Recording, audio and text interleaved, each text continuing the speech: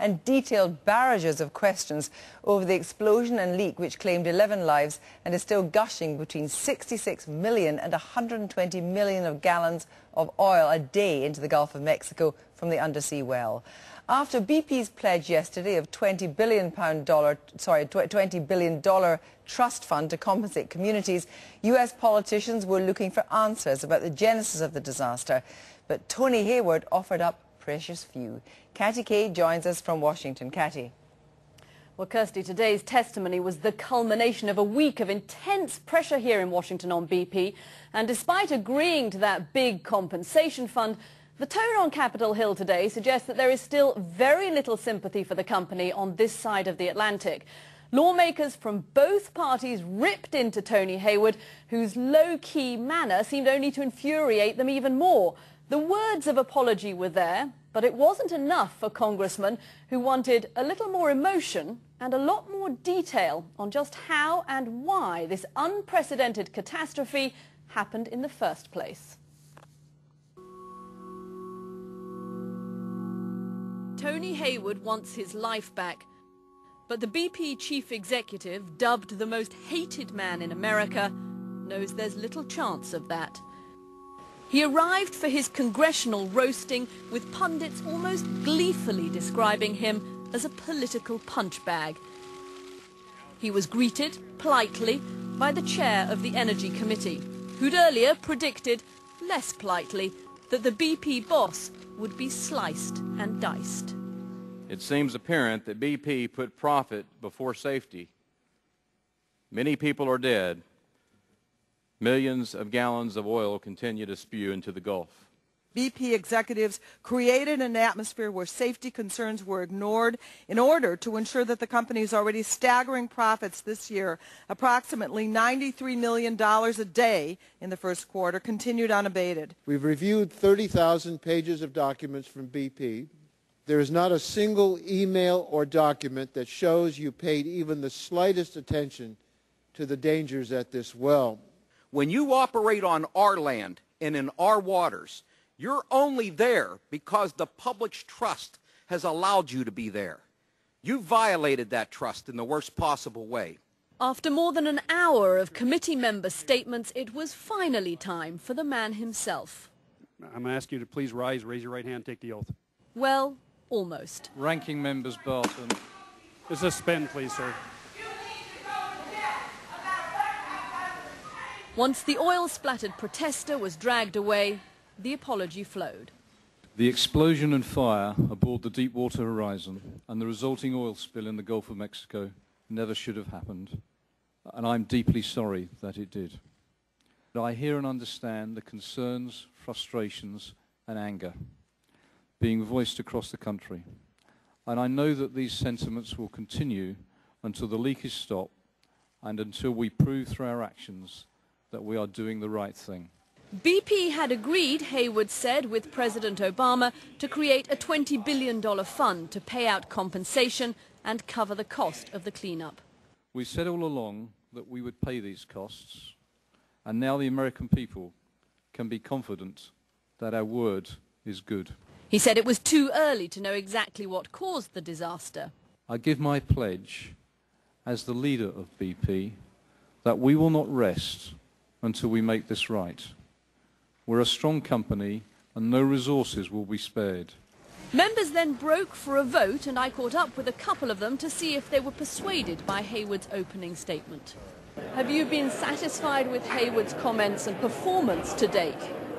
Up till now, no. I believe that BP has been in denial about the true magnitude of the damage that has been caused and their responsibility for accepting unlimited liability.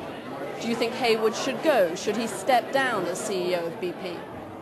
Actions speak louder than words. I think yesterday at the White House, they began to take the actions that are necessary.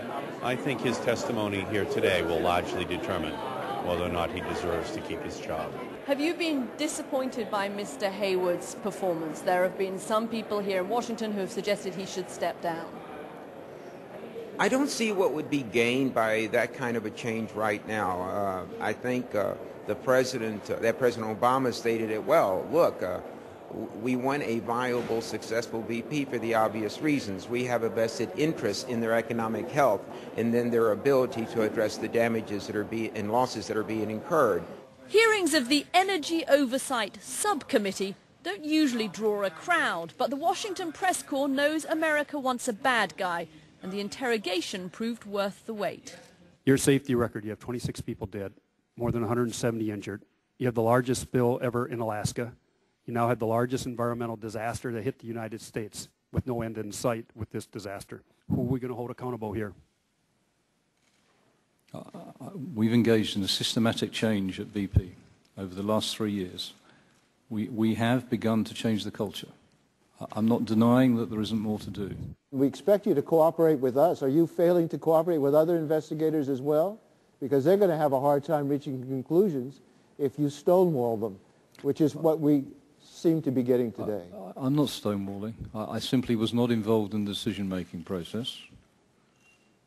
I've looked at the documents, and until the investigations are complete, both yours and others... No, but that's somebody else's conclusion. What's your conclusion? I haven't drawn a conclusion, Mr. Chairman. I see.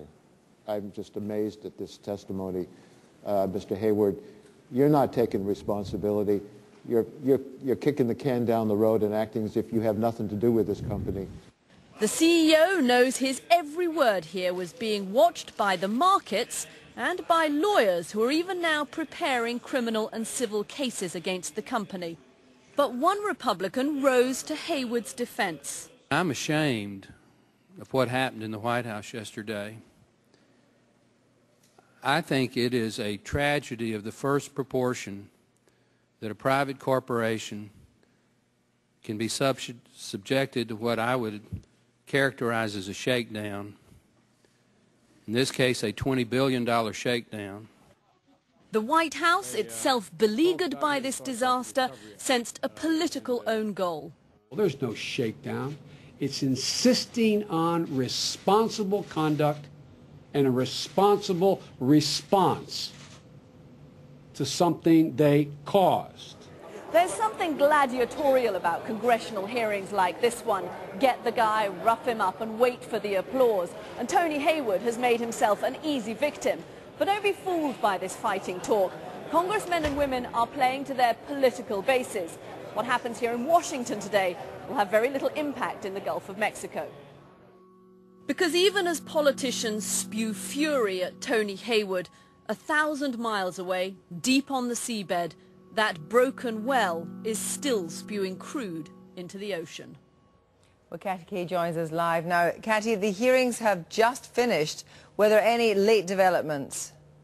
Well, this whole issue of the Republican Joe Barton apologizing to BP almost dominated the end of the day, Kirsty. He then had to come back and himself apologize twice for standing up for the company. Now, I think that gives you some indication of just how unpopular BP is here and how difficult it is for anybody, really, to come to their defense. So that whole political process kind of dominated the end of the proceedings, and Democrats and White House were pretty pleased with it. I think that Tony Hayward, in a sense, in the end, got some of the focus off him, which was just as well, because congressmen were not satisfied. At one point they said, "We are deeply insulted by your testimony here." So he didn't do himself any particular favors. Catty, thank you.